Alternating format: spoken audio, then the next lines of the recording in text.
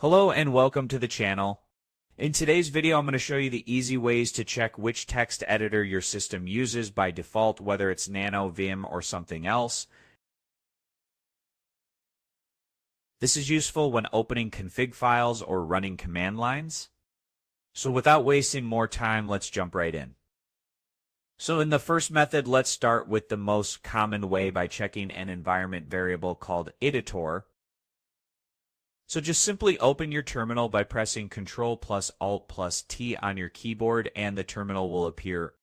Now just simply paste this command right over here and then hit Enter. So before that, what exactly is this command doing? So in this command, echo simply prints out what's stored in the editor. So for example, if something shows up, that's your system's default editor. Now if nothing shows up, don't worry. It just means that there is no default editor set yet, so you will try the next method.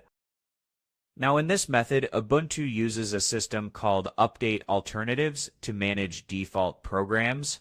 So simply run this command to see what your default editor is. So you can find all the commands in the description box below. Now what this command is doing, this will show a list of all the available editors on your system and mark the one that's currently active with a star symbol. You can also change it right from here if needed. So press Enter, and then enter your password, then again hit Enter. And over here it'll give you the list of all the editors that you have and the most frequently used ones as well, as you can see right over here. Now over here you can also change your editor.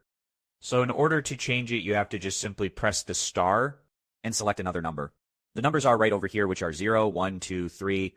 And if you're happy with the current editor that you have, just simply press Enter and it'll change nothing. So this is the second method. Now let's test the third method. So there is a simple built-in utility that lets you choose your default editor.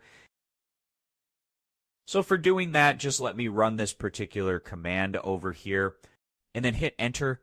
But before that, what this command is doing, this will prompt you with a numbered list of installed editors and ask you to pick one.